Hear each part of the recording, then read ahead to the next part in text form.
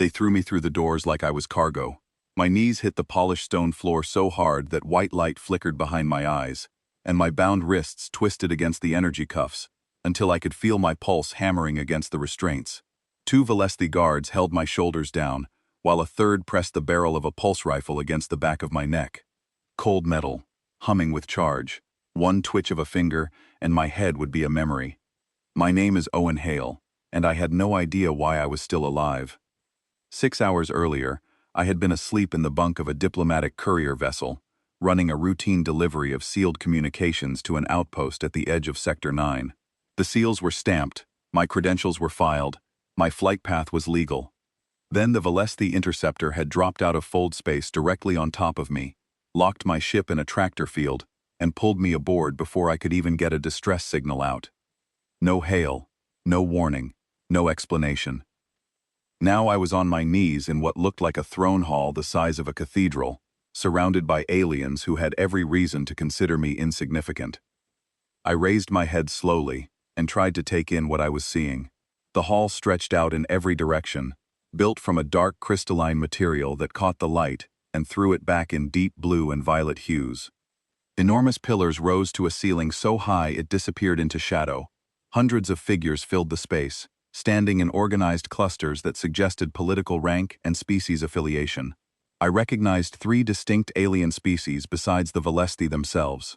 The insectoid Dreth stood in rigid formation near the left wall, their compound eyes catching every movement in the room simultaneously. A cluster of aquatic Morvani hovered in personal hydration rigs near the center, their translucent skin flickering with bioluminescent patterns. And in the far corner, nearly motionless, stood 3 massive silicon-based Thuan, their mineral bodies radiating a low heat that I could feel even from across the hall. This was not a random patrol stop. This was a summit.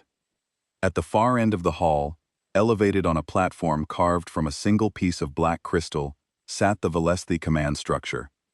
Officers in military dress flanked a central throne, and on that throne sat a figure who made everyone else in the room seem like furniture.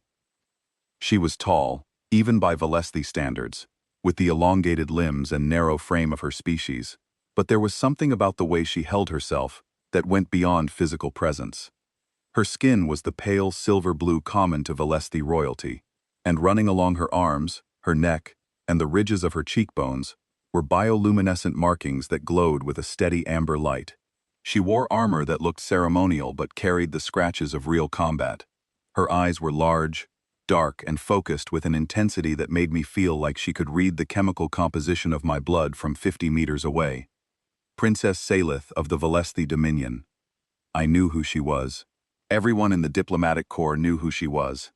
Third in line to the throne, commander of the Dominion's forward expeditionary fleets, and according to every intelligence briefing I had ever read, the single most dangerous political figure in this quadrant of the galaxy. She had been speaking when the guards dragged me in. I had caught the tail end of a sentence in formal Velesthi, her voice carrying across the hall with the kind of authority that made people stop breathing. But the moment her eyes landed on me, the moment she actually saw my face, she stopped. Not paused, stopped. The words she had been forming simply died on her lips. Her bioluminescent markings, which had been glowing a steady amber, flared white. Pure, blinding white, like someone had set off a flare inside her skin. I saw every Velesthi in the room react to that shift. Heads turned, bodies stiffened. One of the officers beside her actually took a step back. The hall went silent. I knelt there on the cold stone with a rifle against my neck, watching an alien princess stare at me like I was a ghost that had just walked through her wall. The silence lasted 3 seconds, then 5, then 10. The guards holding me exchanged glances over my head. The Dreth delegation shifted, their mandibles clicking in what I had learned was a sign of agitation. The Morvani stopped flickering. Even the Thun seemed to lean forward, their massive heads tilting by a fraction of a degree. An advisor rushed to the princess and spoke rapidly in low Velesthi. She did not respond. Another officer approached from the opposite side, reaching toward her arm. She raised one hand without looking at him, and he froze, as if he had hit a wall. Her eyes had not left my face. Then she spoke, one word, quiet, almost reverent. in a dialect my translator could not parse. The syllables hung in the air like something physical, and I watched the color drain from the faces of every Velesthi who heard it. She stood up from the throne. The movement sent a visible ripple through the room. Advisors scrambled backward, guards straightened. The Dreth commander rotated his entire head to track her movement. Princess Salith descended from the platform with deliberate steps, crossing the full length of the hall in a silence so complete, I could hear the soft click of her boots on crystal. She stopped in front of me, close enough that I could see the individual points of light moving beneath her skin. Close enough that I could feel the subtle warmth her species radiated. She looked down at me, and I looked up at her. And for the first time in my life, I understood what it felt like to be studied at a molecular level. She studied my face, my eyes. She reached out and turned my hands over in my cuffs, examining them the way a scientist examines a specimen that should not exist. "Release him," she said. This time her words came through my translator perfectly. The guards hesitated. I felt the rifle barrel press harder against my neck for a fraction of a second, and then a voice cut across the hall like a blade. "Your Highness, this human was captured in restricted space. He is a trespasser and a potential intelligence operative. Today's proceedings cannot be interrupted for an unidentified prisoner." The speaker stepped forward from the ranks of officers on the platform. He was an older Velesthi, heavily scarred, with the markings of high military command across his chest plate. Admiral Kethrin. I had seen his name in classified threat assessments. He was the kind of officer who had built his career on the bodies of species who underestimated the Velesthi, and the look he gave me carried the weight of every kill. The princess did not turn to face him. She kept her eyes on me. "Remove his restraints, Admiral. That is not a request. The Summit Alliance depends on the security protocols we established. 3 species have sent delegations based on assurances that this vessel is sovereign Velesthi territory. Releasing an unvetted human prisoner in the middle of War Council deliberations is a violation of every protocol we set in place." The princess turned her head slowly, just enough to fix Kethrin with a look that I was grateful was not directed at me. "This changes everything we are about to do." The words hit the room like a concussive blast. I could feel the political shockwave ripple through the delegations. The Dreth commander's mandibles stopped clicking. The Morvani went still. Kethrin's jaw tightened, but he was a career officer in a monarchy, and the chain of command ran through the blood of the royal family whether he liked it or not. He gave the order. The cuffs deactivated. My wrists burned as circulation returned, and I rubbed them instinctively, trying to process what was happening around me. The princess spoke again, this time to the full hall. Her voice carried the formal weight of royal decree. "This human is under my personal protection. Effective immediately, he will be housed in the royal quarter. No one will approach him, question him, or interfere with him in any capacity without my direct authorization. Violations will be treated as an act against the throne." The hall erupted, not with sound exactly, but with the kind of controlled chaos that political animals produce when the ground shifts beneath them. The Dreth delegation began conferring in rapid clicks and whistles. The Morvani representative's hydration rig pulsed with agitated colors. Admiral Kethrin stood rigidly still, his expression locked in place like a mask carved from stone. I was escorted out through a side passage by 4 royal guards, who treated me with the careful neutrality of people who had been ordered to protect something they did not understand. The corridor was smooth and dark, lit by strips of bioluminescent material embedded in the walls, and our footsteps echoed in a rhythm that matched my heartbeat. Behind me, through the closing doors, I could hear the sound of raised voices beginning to build. The royal quarters they brought me to were larger than my entire apartment on Callisto Colony. The ceiling was high enough to feel like open sky, and the walls were lined with the same crystalline material as the throne hall, but here, it had been worked into intricate patterns that caught light and scattered it like controlled starbursts. The furnishings were minimal, but clearly expensive, designed for a Velesthi body, but comfortable enough for a human frame. There was a low sleeping platform, a workstation of some kind, and a curved viewport that showed the stars drifting past in the slow rotation of the warship. I sat on the edge of the sleeping platform and tried to stop my hands from shaking. I was a courier. I had graduated in the bottom third of my class at the Diplomatic Transit Academy on Io.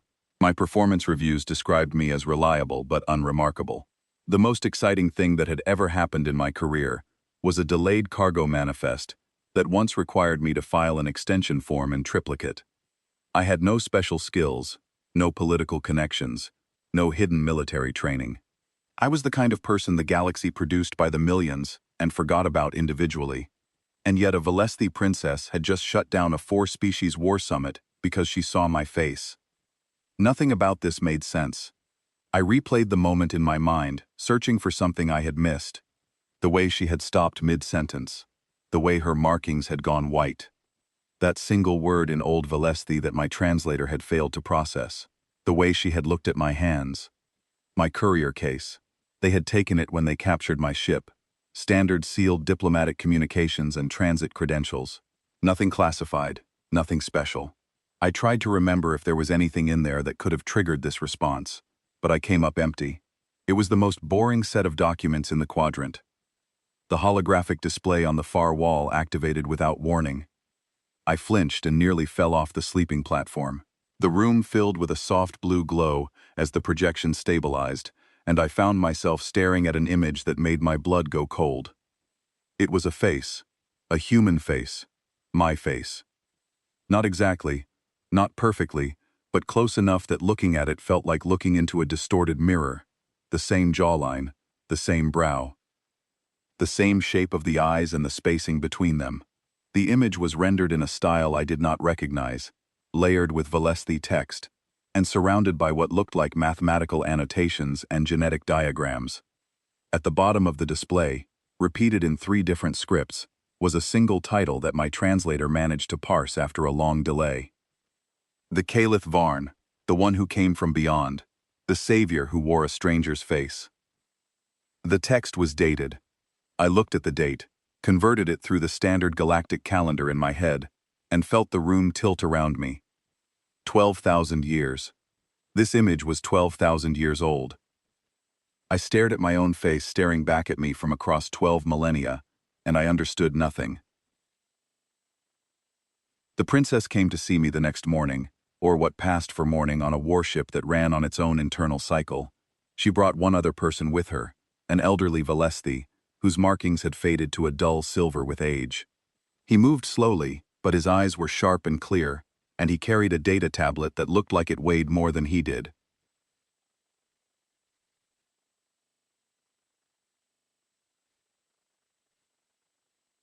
"This is Valith," the princess said. "He is the keeper of our deep records. He has spent his entire life studying the document you saw last night."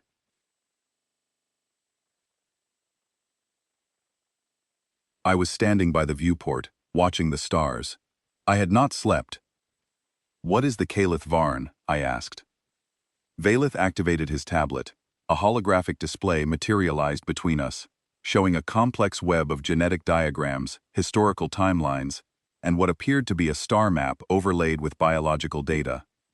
"Every Velesthi carries within their cellular structure a genetic archive," Valith said. His voice was thin but precise, like a blade that had been sharpened too many times. "It is not simply DNA in the way your species understands it. It is a layered record, an encoding of our entire evolutionary history, going back hundreds of thousands of years. Most of it is biological noise, irrelevant data, the accumulated debris of natural selection. But embedded within that archive, at a depth that we did not even discover until 3 centuries ago, is a document. A document encoded in your genes. A record, precise and deliberate. It was placed there by someone who understood genetic architecture at a level we still cannot replicate. It contains the facial structure, the biometric signature, and the genetic resonance pattern of a single individual. A being from outside our world who appeared during the collapse of Vale. A cataclysmic period roughly 12,000 years ago, when our species was within 2 generations of total extinction." He paused, and the holographic display shifted to show a devastated landscape. A world choking on volcanic ash, its atmosphere failing, its oceans turning acidic. The Velesthi of that era were primitive by modern standards, barely past their equivalent of an industrial age, with no spaceflight, no genetic engineering, no way to save themselves. The being who appeared during the collapse is described in the record as having arrived from beyond the sky. He taught our ancestors techniques for atmospheric remediation that should have been impossible for the era. He organized survival efforts. He created the genetic modifications that allowed our species to adapt to the changing atmosphere. He saved us. And then he disappeared. And his face is in the record. His face, his genetic resonance, his biometric markers, all encoded into the deep archive of every Velesthi who has ever lived since that era. Valeth looked at me with an expression I could not fully read. Your face, your genetic resonance, your biometric markers. The match is exact. I shook my head. That is impossible. Humans and Velesthi made first contact 60 years ago. Before that, we had never met your species. I grew up on Callisto Colony. I went to school, I did badly on my exams, and I became a courier because it was the only job that would take me. I am not a 12,000-year-old savior. No, the princess said.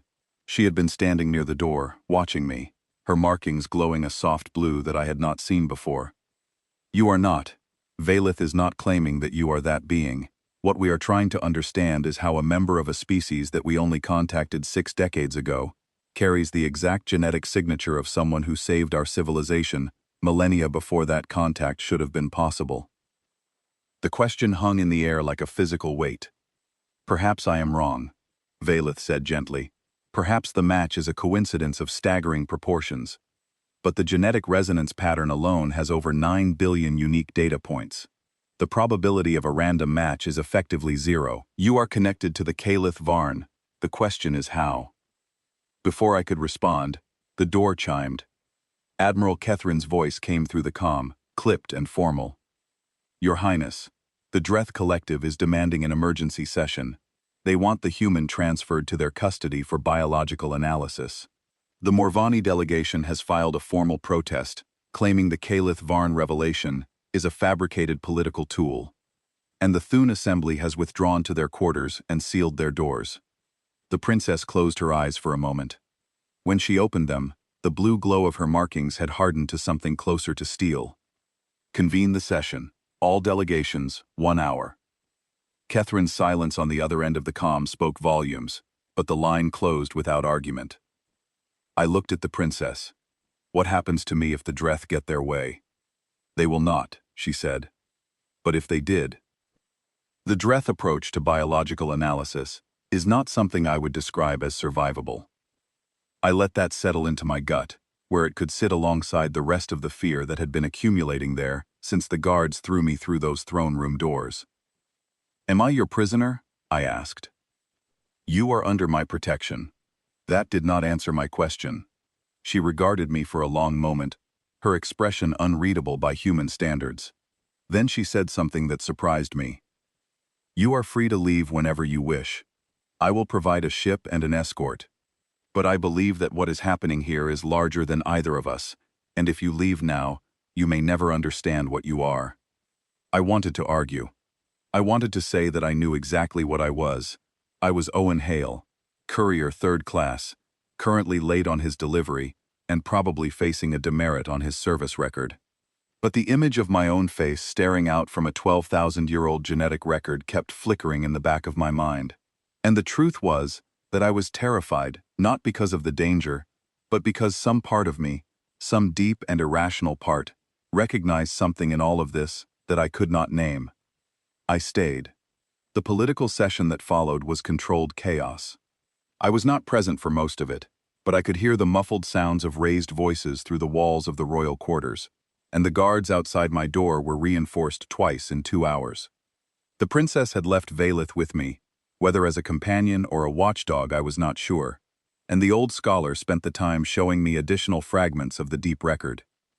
The Caliph Varn had been documented not just in the genetic archive but in scattered physical artifacts from the collapse era. Pottery fragments bearing a crude but recognizable depiction of a bipedal figure with 5-fingered hands and a round, flat face. Carved stone tablets describing techniques for soil remediation that bore no resemblance to anything the primitive Velesthi could have conceived on their own. And one piece that made my skin crawl, a bone fragment from the era that had been tested and found to contain cellular material, with DNA patterns that were unmistakably, impossibly human. "He was real," Valeth said quietly. "He was really here. He was really one of your kind." Hours later, after the political session had ended, in what Valeth described as a tentative and hostile stalemate, Admiral Kethrin came to see me. He did not knock. He simply overrode the door and stepped inside, filling the space with the kind of physical authority that comes from decades of commanding warships and the people who crewed them. Valeth stood up. Kethrin ignored him. "I want to be very clear about something, human," Kethrin said. "I do not care what the deep record says. I do not care what Valeth's genetic analysis shows.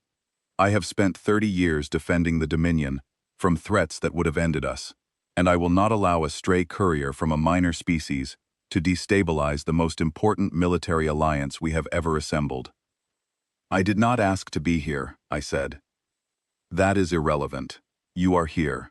The princess has attached her authority to you. If this ends badly, if the summit collapses, if the Dreth, or the Morvani, or the Thunan decide that your presence is a provocation, the consequences will fall on the Dominion, on our people, on soldiers under my command." He leaned closer. "If you are manipulating her, if you are part of some human intelligence operation, if you have any agenda beyond the one you have stated, I will kill you myself. Prophecy or no prophecy." He left without waiting for a response. The door sealed behind him, and I stood in the silence of the royal quarters, with my heart pounding and the distinct feeling that the walls were closing in from every direction.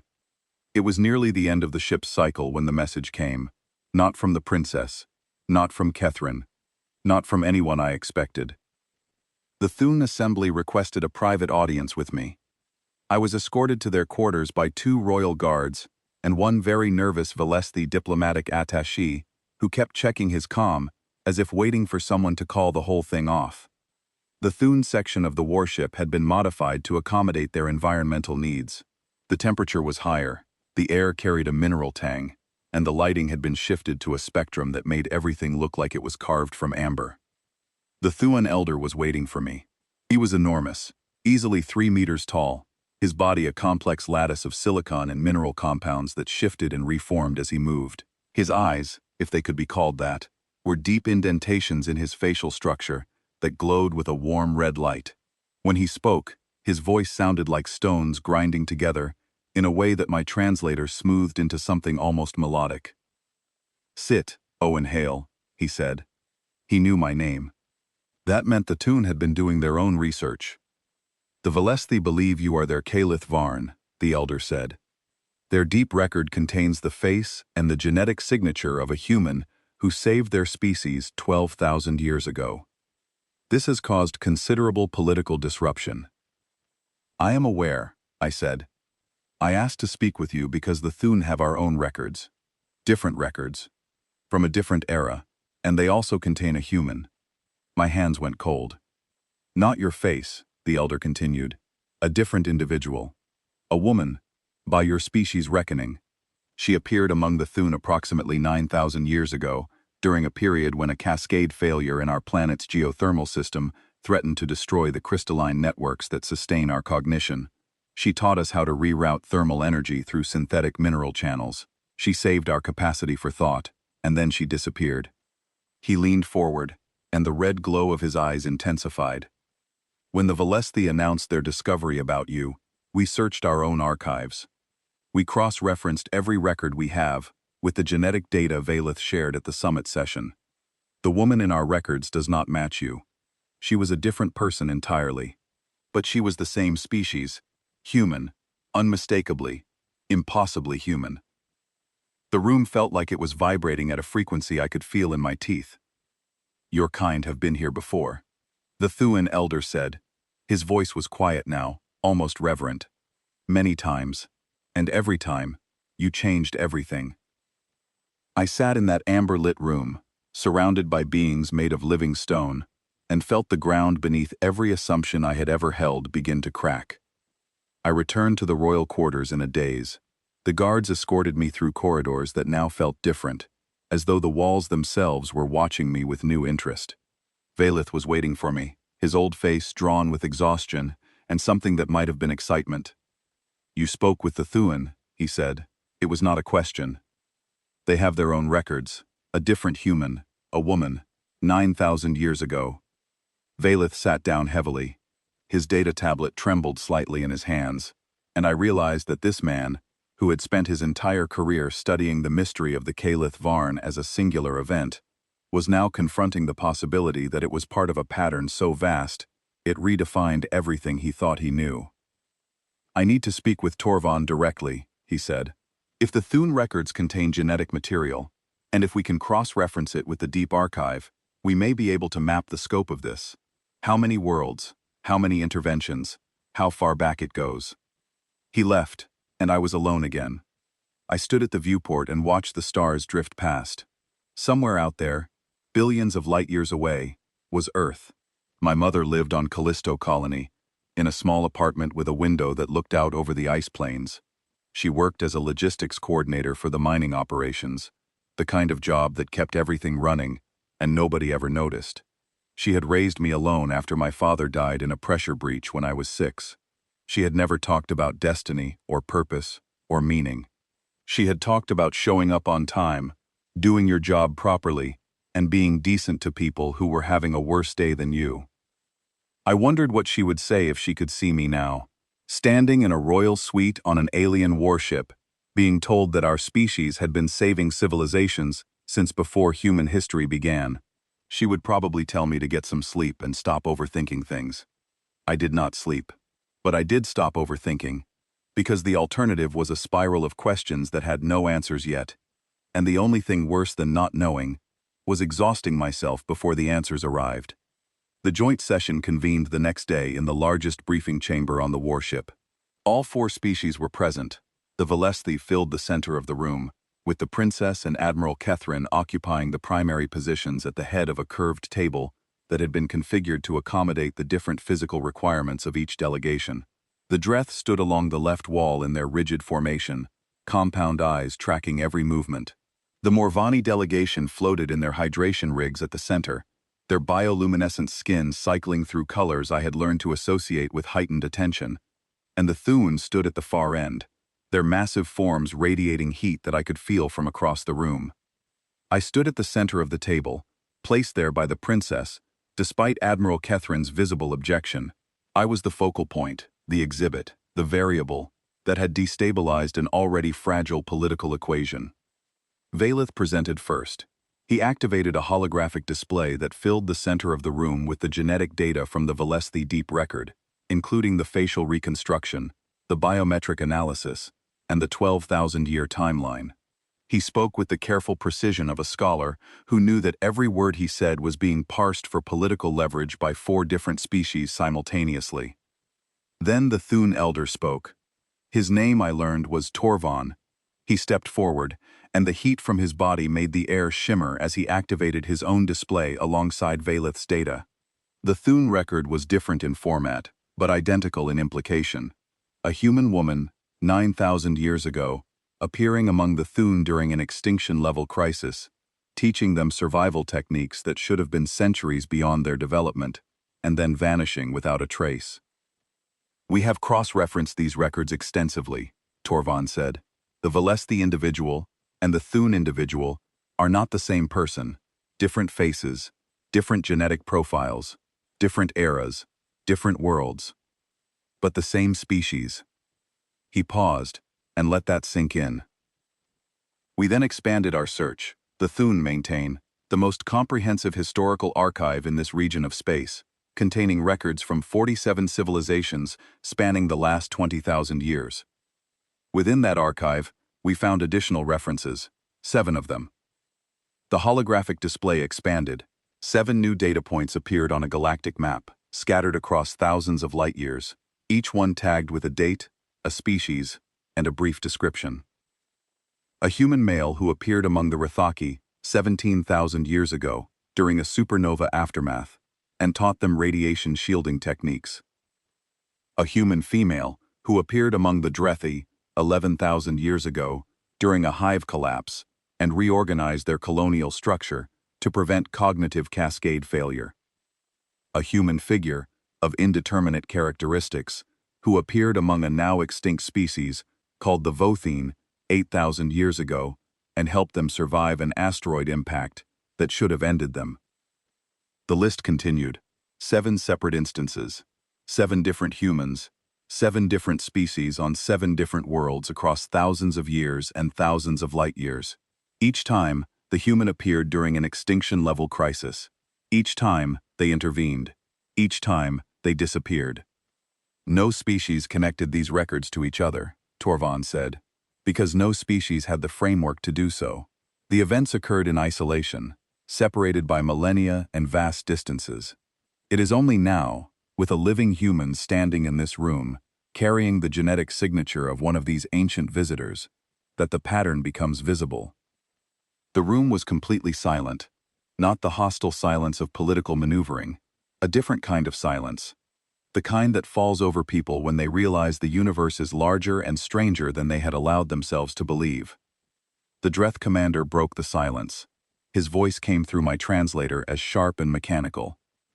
This is a human deception, a fabricated narrative designed to elevate their species' political standing within the Alliance framework. The Velesthi deep record cannot be fabricated, Valeth said. It is encoded at a genetic depth that our own technology cannot access for modification, and the Thune records predate human first contact with any known species by thousands of years. Then it is a coincidence, the Dreth commander insisted. Convergent evolution, multiple species across the galaxy, independently developing similar morphology. The fact that they resemble humans does not mean they are humans. The DNA is human, Torvald said. Not similar, not convergent. Human. We extracted cellular material from Thune archival specimens and compared it to the human genome database that was shared during the Galactic Contact Accords. The match is at the species level, with complete certainty. The Dreth commander's mandibles clicked rapidly, which I had learned was the equivalent of swearing. The Morvani representative pulsed a deep crimson that I had been told indicated profound distress. Even Admiral Kethrin, who had spent the entire presentation standing with his arms crossed and his expression locked in stone, shifted his weight in a way that betrayed something beneath the surface. Then the princess did something I was not expecting. She turned to me and said, "Open your courier case." I stared at her. What? Your courier case was confiscated when you were captured. I have had it returned. She gestured, and a guard brought forward the familiar battered case that I had been carrying when the Velesthi intercepted my ship. Open it. I took the case. It felt exactly as it always did, light and unremarkable. The kind of standard-issue container that every diplomatic courier in the fleet carried. I pressed my thumb to the biometric lock, and it clicked open. Inside were the sealed diplomatic communications I had been delivering. 4 data chips in protective sleeves, each stamped with routing codes and authorization seals. Standard, boring, exactly what I expected. Except there was a 5th item, a secondary data core, smaller than the others, wedged into the lining of the case in a compartment I had never noticed before. It was unmarked, unregistered, and sealed with an encryption protocol that I did not recognize.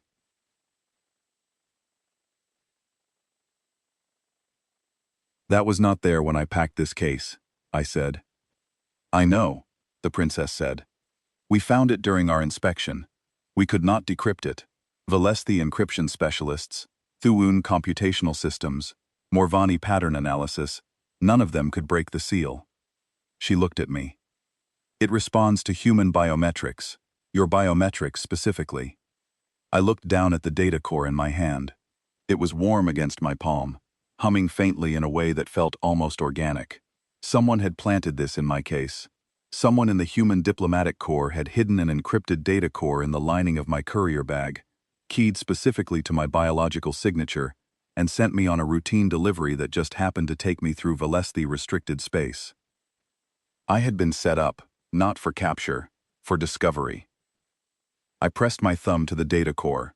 It activated instantly, projecting a holographic display that filled the space above the table. The data was dense, layered, and partially corrupted, but 3 elements came through clearly. The first was a set of navigational coordinates pointing to a region of space that did not appear on any star chart I had ever seen, off the edge of mapped territory, deep in a zone that was listed in galactic databases as empty. The second was a partial schematic of something, a structure. Enormous, complex, and annotated with symbols that blended human engineering notation with something far older. The third was a message, text only, no audio, no video. It read, "If you are reading this, you have been identified.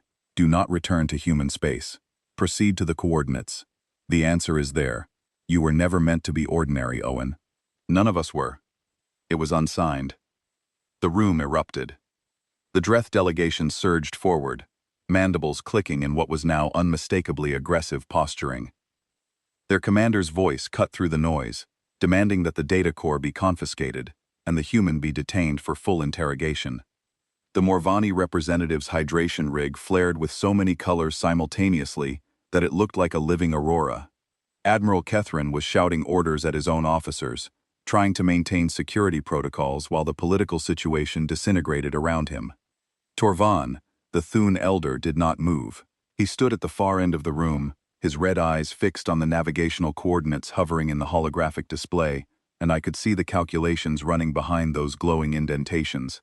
He was already computing distances, already mapping routes. The princess raised her hand. The room did not immediately quiet, so she raised her voice. Enough. The single word carried the full weight of the Valesthi throne behind it, and even the Dreth commander paused. "We have spent 2 days debating the meaning of ancient records," the princess said. "We have questioned the evidence, the motives, and the integrity of everyone in this room. And now we have coordinates, a destination, a place where the answers may actually exist instead of being argued over in circles." She looked at each delegation in turn.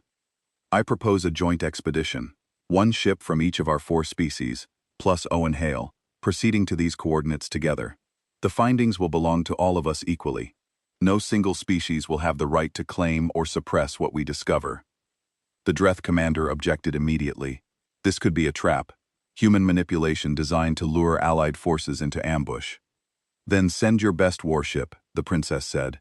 "If it is a trap, you will be positioned to fight. If it is not, you will be positioned to witness the truth alongside the rest of us." The Dreth Collective does not take orders from Valesthi royalty. No, but the Dreth Collective does not want to be the only species that stayed behind while 3 others discovered the origin of a mystery that spans the entire galaxy. The political calculation played out visibly across the Dreth commander's compound eyes, fear of the unknown warring with fear of being excluded. The Morvani representative had stopped flickering and was now watching the exchange with the stillness that their species adopted when making critical decisions. Torvan simply nodded, his silicon body shifting in a gesture I had come to recognize as assent. Admiral Kethrin spoke last. "I oppose this," he said flatly. "The risk is unacceptable. But if the princess is determined to go, the Valesthi fleet will follow." The silence that followed was not agreement. It was something more fragile, a pause in which 4 species, each carrying their own fears and ambitions, decided independently that the need to know outweighed the need to be safe. It was in that silence that I realized I had to speak, not because I had a plan, not because I had authority, but because 4 alien species were about to make a decision about the future based on a mystery that apparently centered on my kind, and no human voice had been part of the conversation. I stepped forward. The movement drew every eye in the room. "I want to be honest with you," I said. "I do not understand what is happening. I do not know why my face is in your genetic records, or why there are humans scattered across the history of species we have never met. I am not a leader. I am not a soldier. I am not a scientist. I deliver mail." A ripple of something moved through the delegations. Not amusement exactly, but a shift. "But I know what humans are," I continued. "I know what we do. When there is a disaster, we run toward it. When someone is dying, we try to help, even when helping might get us killed. When something is broken, we try to fix it, and we do not stop until it is fixed, or until we cannot stand up anymore. That is not prophecy. That is not destiny. That is just who we are. Every human I have ever known has been like that, whether they were a surgeon, or a janitor, or a courier who barely graduated from school." I looked at the Dreth commander. If those ancient records are real, If humans really did appear across the galaxy and save species they had never met, they did not do it because some genetic code told them to. They did it because they walked into a room and saw people who were suffering, and they could not walk back out. The hall was quiet, not the hostile quiet of political maneuvering, not the stunned quiet of revelation, a different kind of quiet. The kind that falls when someone says something true, and everyone in the room knows it. The Dreth commander's mandibles twitched. Once, twice. "We will send a ship," he said. The expedition was approved within the hour. 5 ships, 1 from each species plus a small diplomatic corvette assigned to me from the Velesthi fleet, departed from the warship's formation and set course for the unknown coordinates. The fleet traveled in tight formation through fold space, with the Velesthi cruiser at the center, the Dreth destroyer on the left flank, the Morvani bioship trailing below, and the Thune mineral vessel holding the right. My corvette flew just ahead, guided by the navigational data from the encrypted core. For 3 days, we traveled through increasingly empty space. The stars thinned. The background radiation dropped to levels that made the Thuan sensors twitch with unease. We had passed beyond the edge of every known map and were flying into territory that should have been pure vacuum. During the journey, the fleet maintained open communication channels between all ships. The professional distance between the delegations slowly eroded under the pressure of shared uncertainty.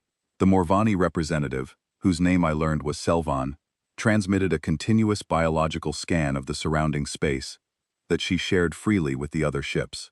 The Dreth commander, who still had not given me his name, ran combat drills every 6 hours, but quietly adjusted his sensor data to complement the Morvani scans rather than overlap them. Without anyone formally agreeing to cooperate, the fleet began functioning as a unit. On the second night, the princess contacted me on a private channel. Her voice came through the speakers of my corvette while I was sitting in the pilot's chair, staring at the emptiness ahead.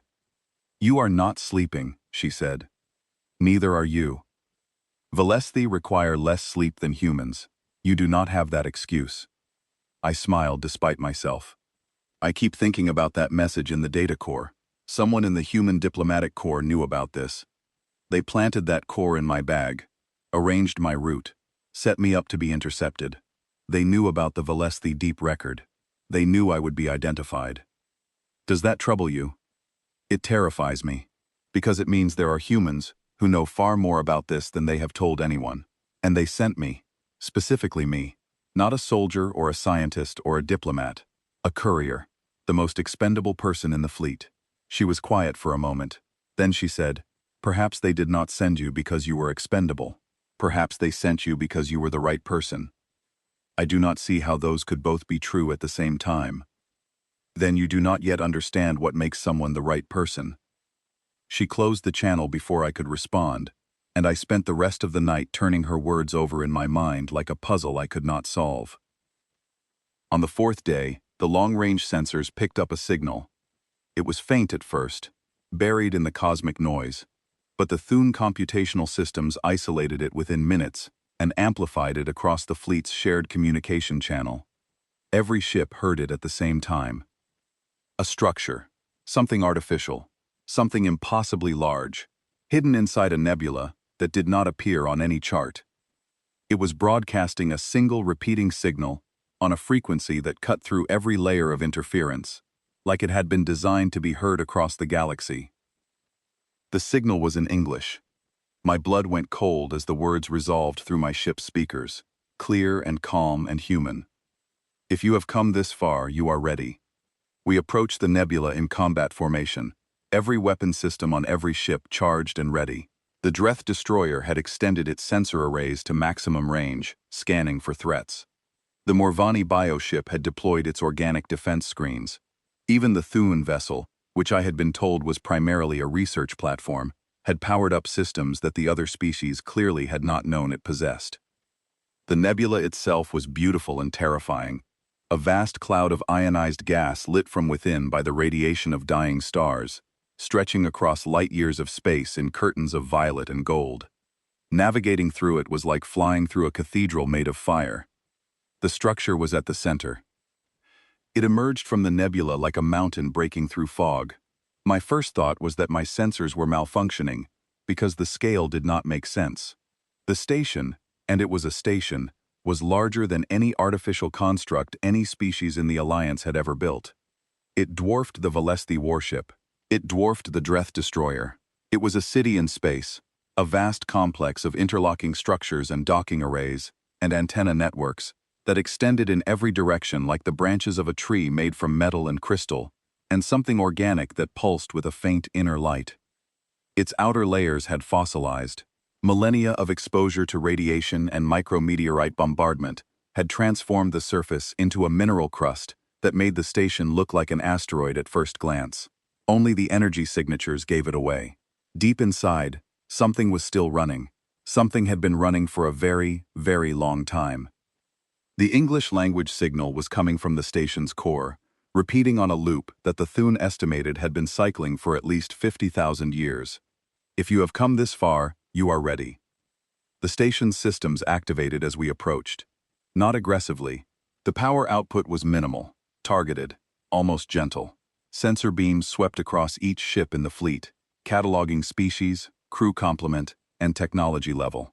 Then a single docking port opened on the station's lower hemisphere, and the approach corridor lit up with guide lights that pulsed in a rhythm I recognized instinctively as a human heartbeat. The docking port was sized for a human vessel. Not Valesti, not Dreth, not Morvani, not Thunan. Human. My corvette fit it perfectly. The other ships would have to dock at secondary ports that the station opened in sequence, each one adapted to the approximate dimensions of the requesting vessel. I docked first. The princess insisted on joining me, along with Torvan and a small security escort from each delegation. Admiral Kethrin wanted to come, but the princess overruled him. She wanted a discovery team, not an invasion force. The airlock cycled, and I stepped inside the station. The air was clean, not just breathable, but clean in a way that felt deliberate, like the station had been maintaining its atmosphere for exactly this moment. The temperature was perfect. The pressure was perfect. Everything about the environment had been calibrated for a human body, and the precision of it sent a chill down my spine. This station had been waiting for someone like me. For 50,000 years, it had kept the lights on, the air cycling, the systems humming, all for the possibility that one day, a human would walk through its doors. The corridor ahead was wide and high, built from a material that I could not identify, something between metal and stone that had the warmth of wood and the strength of titanium. The walls were covered in patterns that shifted and reformed as I walked past, responding to my presence. When the princess, or the Thune security escort passed the same sections, the patterns remained static. They were responding only to me, to my genetic signature. The station knew exactly what I was, and the patterns were human. Not exactly. Not quite. But the design language, the proportions, the way the corridors branched and converged, it all carried echoes of human architecture, blended with something far older and far more complex. I saw shapes that reminded me of Gothic arches, of Fibonacci spirals, of the golden ratio that humans had been drawn to in their art and engineering for thousands of years. The same aesthetic instincts, expressed through technology that was millions of years more advanced. The princess walked beside me, her bioluminescent markings cycling through colors I had never seen. Blue, gold, white, green. She was reading the station the way her species read everything, through light and resonance, and whatever she was perceiving was affecting her deeply. Torvan moved behind us, his massive silicon frame barely fitting through the corridors. His red eyes scanned everything, and I could hear the low grinding of his internal computational processes working at maximum capacity. We reached the central chamber after 20 minutes of walking. It was vast, a sphere carved from the station's core, and it was alive.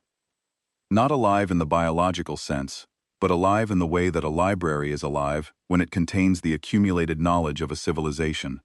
The walls were covered in what I could only describe as living tissue, a biological material that pulsed with light and information, encoded with genetic data at a density that made Valith's deep records look like a pamphlet.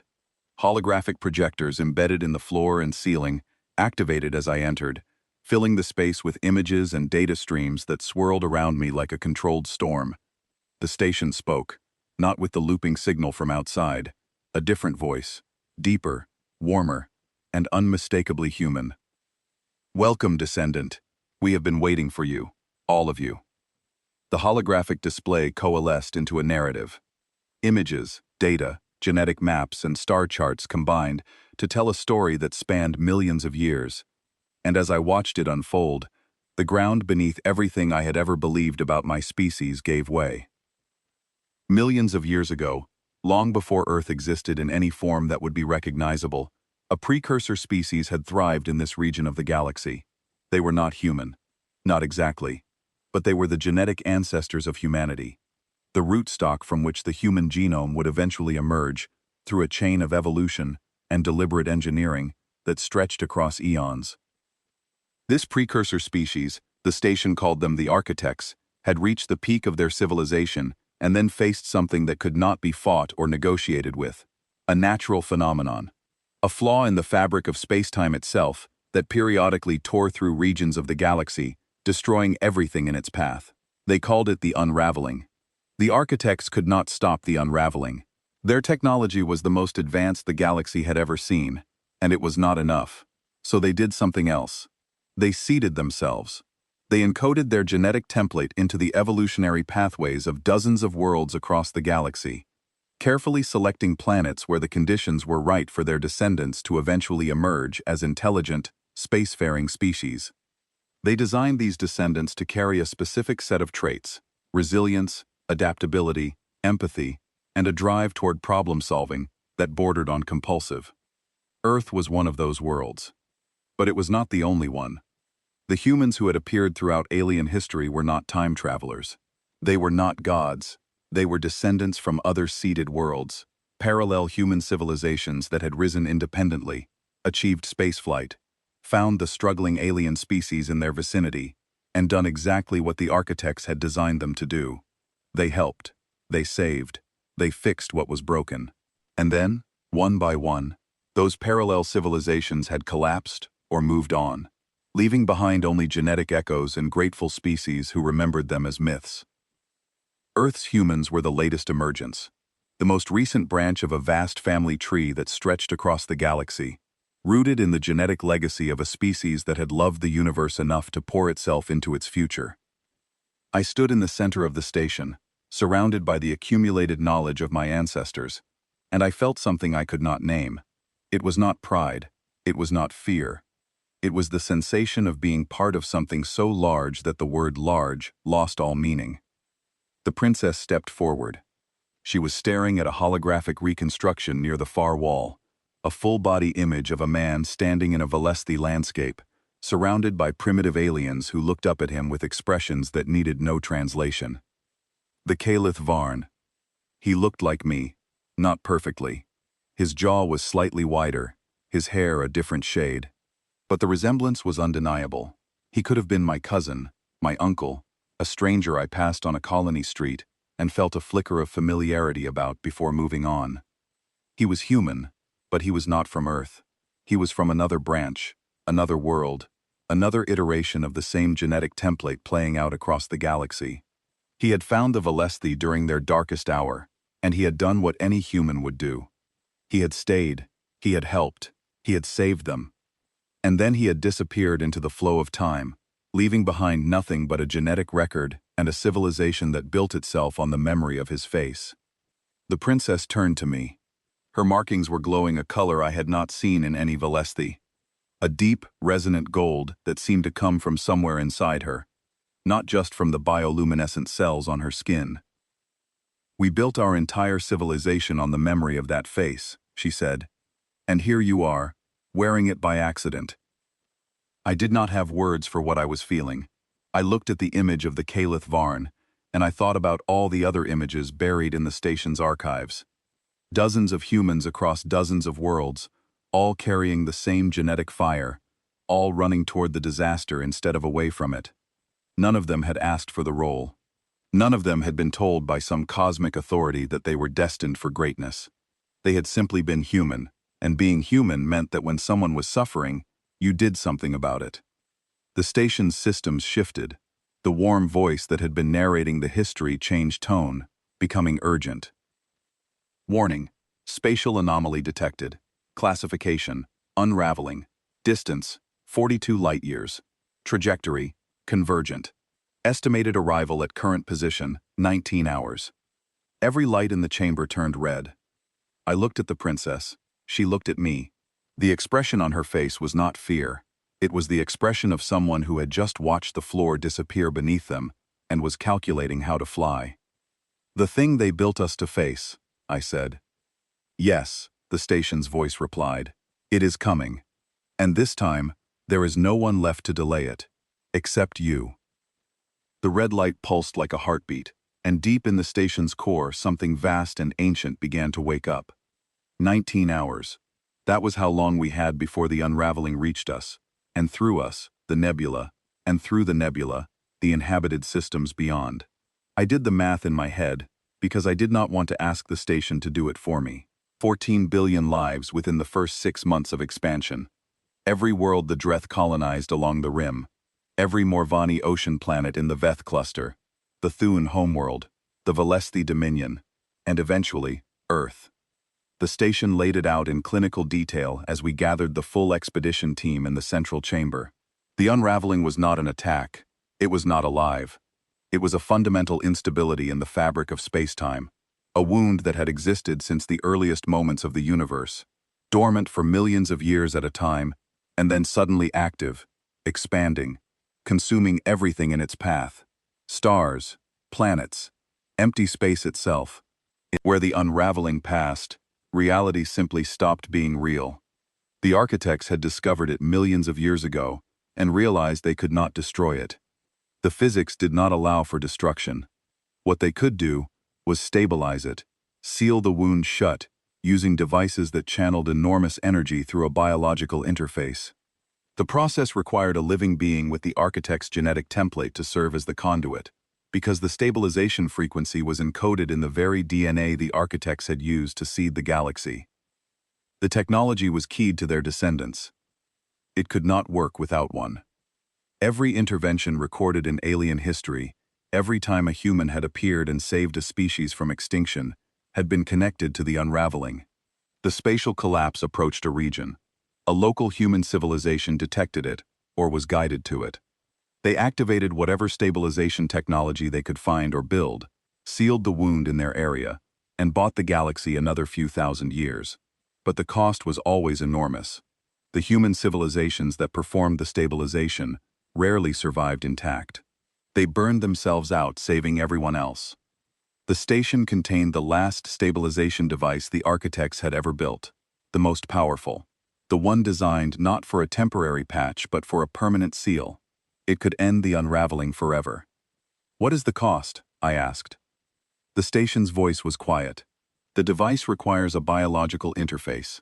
A living descendant of the architects must connect directly to the core systems and channel the stabilization frequency through their own genetic resonance. The process will work. The seal will hold permanently. And the person who does it. The energy transfer is extreme. The station's medical systems can provide support, but survival cannot be guaranteed." I looked around the central chamber. The princess stood to my left, her markings cycling through colors that I had learned to read over the past several days. Blue for thought, white for intensity, gold for something I was only beginning to understand.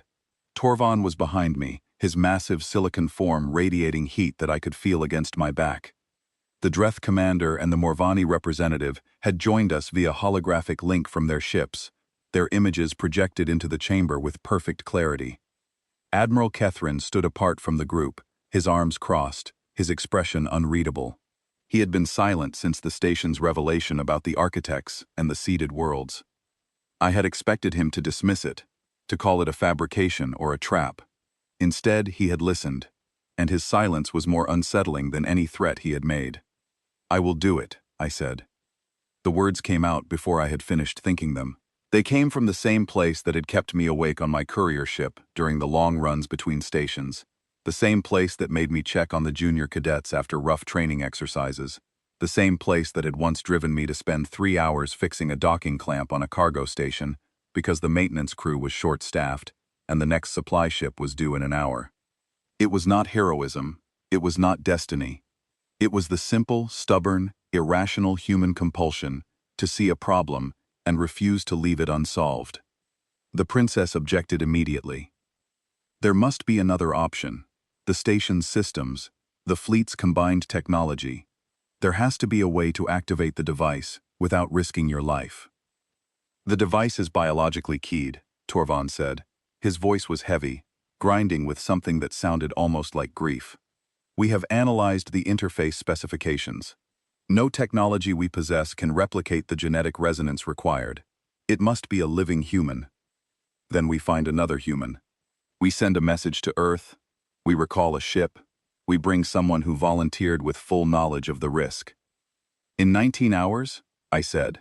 Earth is 4 months away by fold space. The nearest human outpost is 3 weeks out. There is no one else here. There is only me. Kethrin uncrossed his arms. Every eye in the room turned to him. He stood there for a moment, looking at me with an expression that I had never seen on his face. Not hostility, not suspicion, something else entirely. When I first saw you dragged into that throne hall, he said, I thought you were nothing. A courier. A minor inconvenience from a minor species. I have spent the last several days waiting for you to reveal your true agenda, your hidden motives, the inevitable betrayal that I was certain was coming. He paused. I was wrong, and I do not say that often. He stepped forward and placed his hand on my shoulder. The gesture was formal, military, the Valesthi equivalent of a salute between equals. If this is what your kind were made for, he said, then we will make sure everyone knows what you did. The princess's markings went white, not with shock this time, but with something else. She turned away for a moment, and when she turned back, her expression had changed. The royal mask was gone. Underneath it was someone who was afraid and angry and determined, all at the same time, and who was not going to let any of those things stop her from doing what needed to be done. Then we do this together, she said, all of us. The next 16 hours were the most intense of my life. The fleet mobilized into a defensive formation around the station, positioning themselves between the approaching unraveling and the nebula beyond.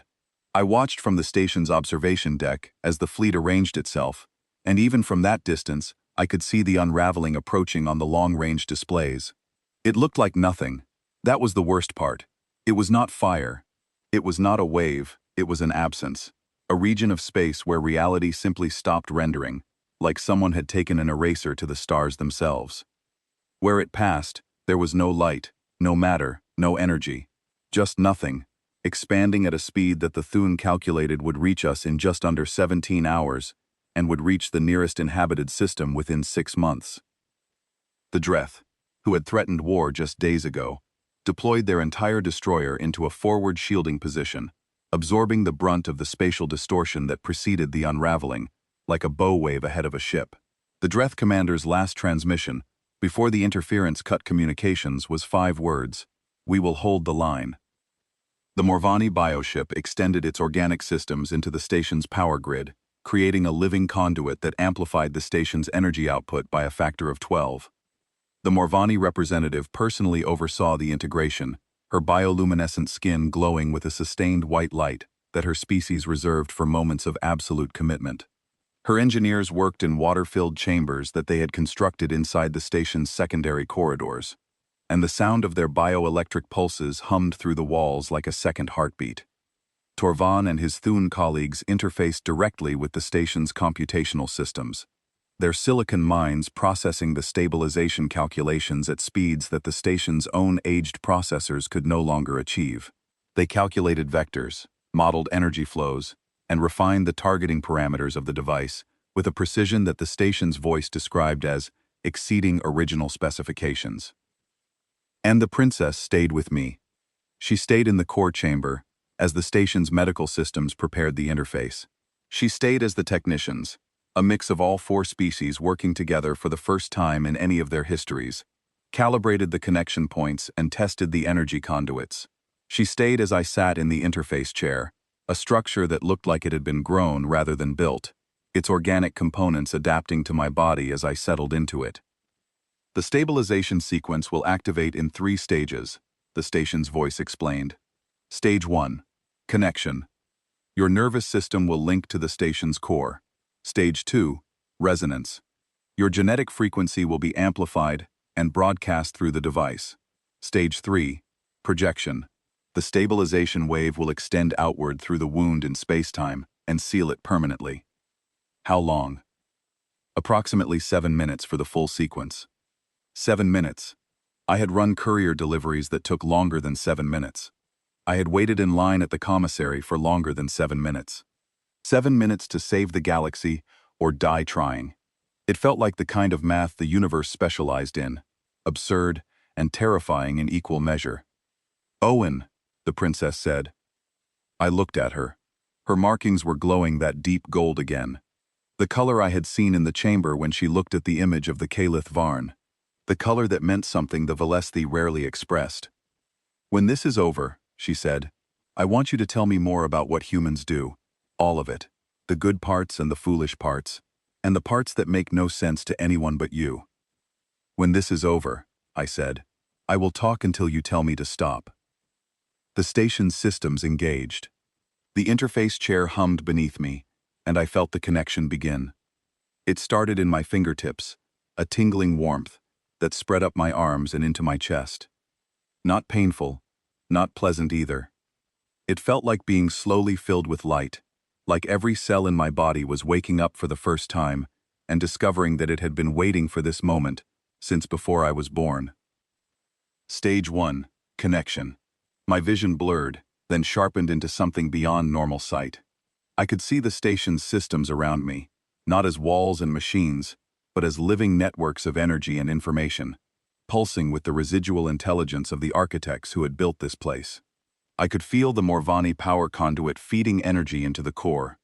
I could sense the Thune calculations flowing through the computational systems like rivers of liquid mathematics. I could hear, distantly, the Dreth destroyer's engines straining against the leading edge of the unraveling. Stage 2, resonance. The genetic frequency activated, and I understood. It was not a thought, it was not a vision, it was a knowing, deep and complete and overwhelming. I felt the architects, not as ghosts or memories, but as genetic echoes encoded in my very cells, waking up after millions of years of dormancy, and recognizing the moment they had been designed for.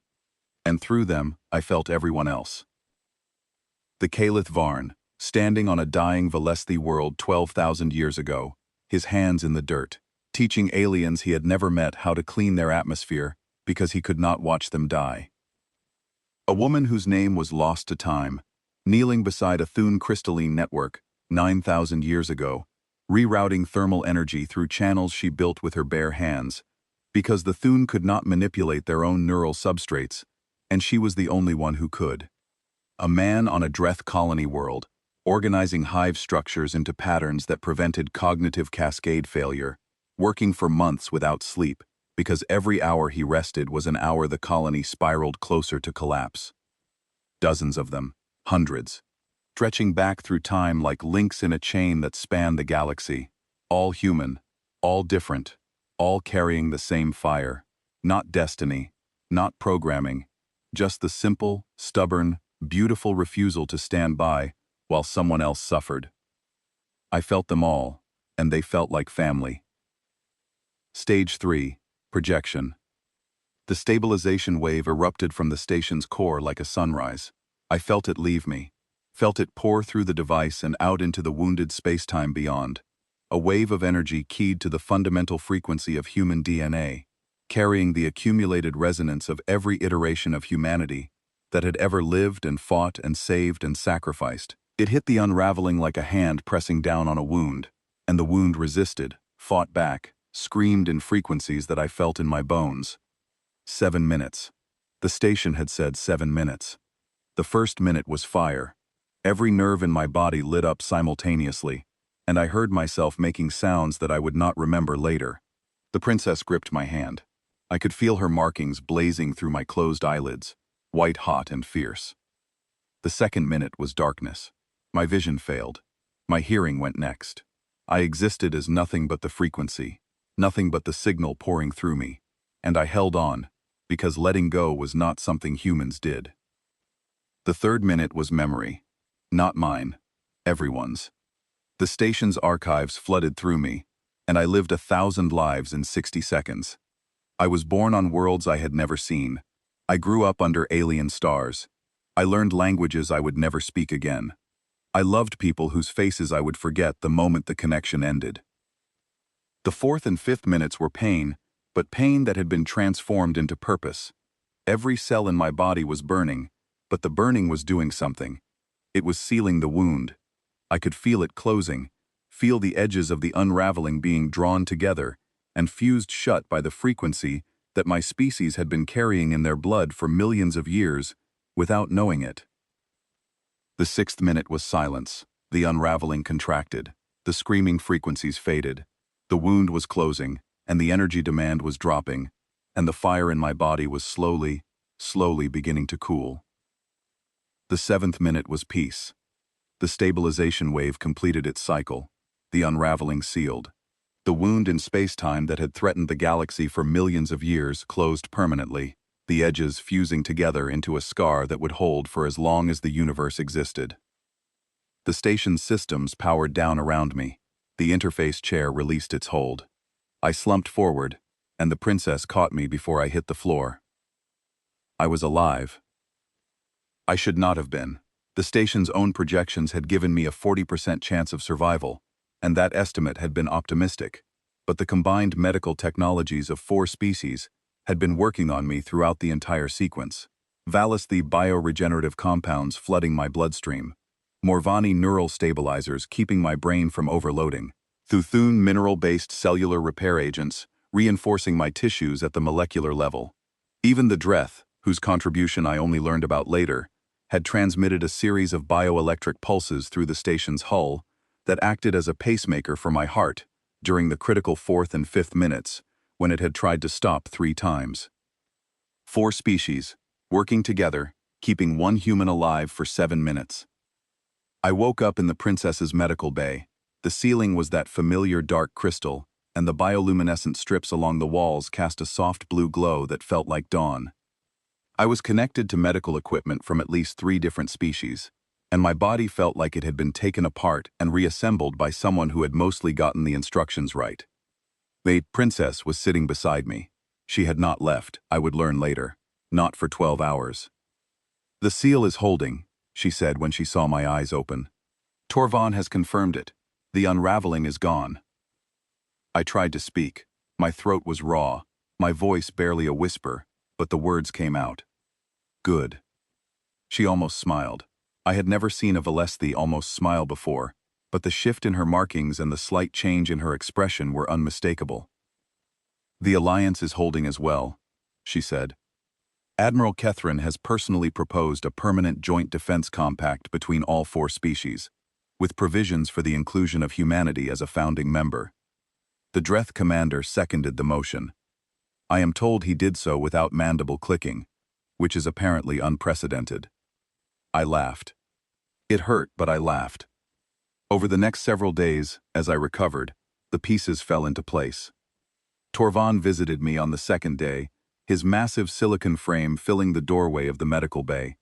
He brought a small crystal from the station, a fragment of the living wall material that still pulsed with a faint inner light. "A keepsake," he said. "The station generated it during the activation sequence. It contains a compressed record of the stabilization event. In Thun culture, we give the record keeper a piece of the record." "I am not sure I was the record keeper," I said, more like the extension cord. The grinding sound he made might have been laughter. It was hard to tell with the Thun, but his red eyes glowed warmer for a moment. The Dreth commander came on the 3rd day. He stood at the foot of my bed and stared at me with all 14,000 lenses of his compound eyes for a full 30 seconds before speaking. "My name is Vrecht," he said.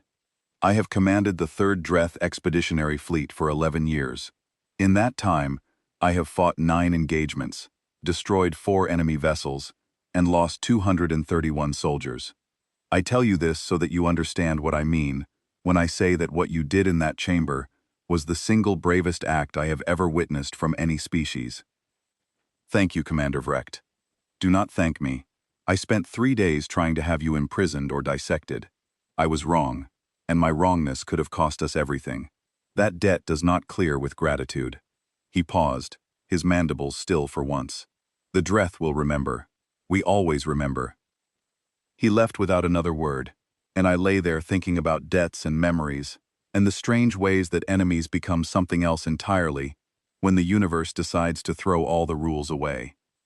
The station was preserved as a joint research facility, staffed by all 4 species, with full access granted to humanity upon formal contact.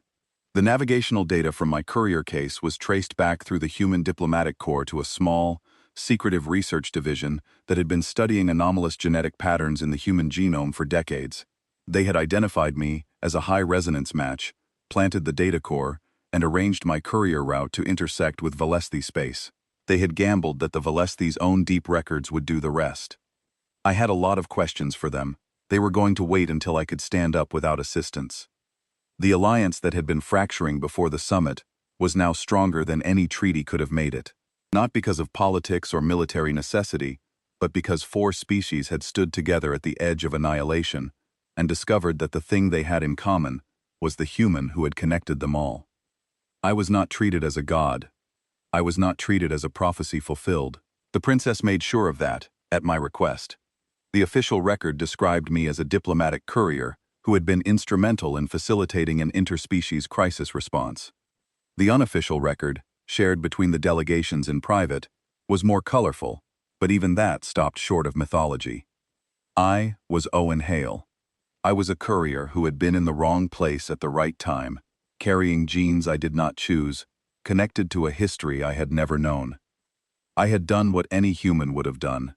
The only difference was that I had been given the chance to do it on a larger scale.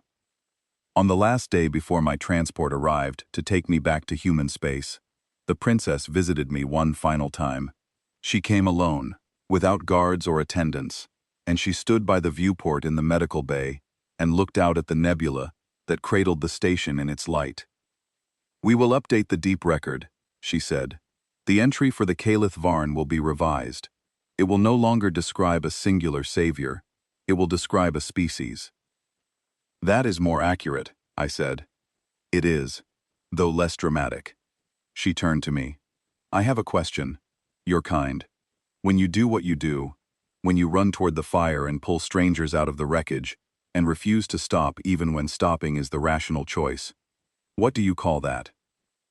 I thought about it.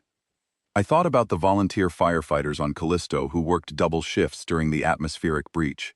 I thought about the medical teams on Mars who had walked into the quarantine zone during the Tharsis outbreak. I thought about my mother, who had worked 3 jobs to put me through school and never once described it as sacrifice. "We just call that Tuesday," I said. She looked at me for a long time. Her bioluminescent markings shifted to a color I had never seen before. Deep, warm, something between gold and rose that seemed to come from the core of her being rather than from the cells on her skin. It was the most beautiful thing I had ever seen on any species, and I did not have a word for it.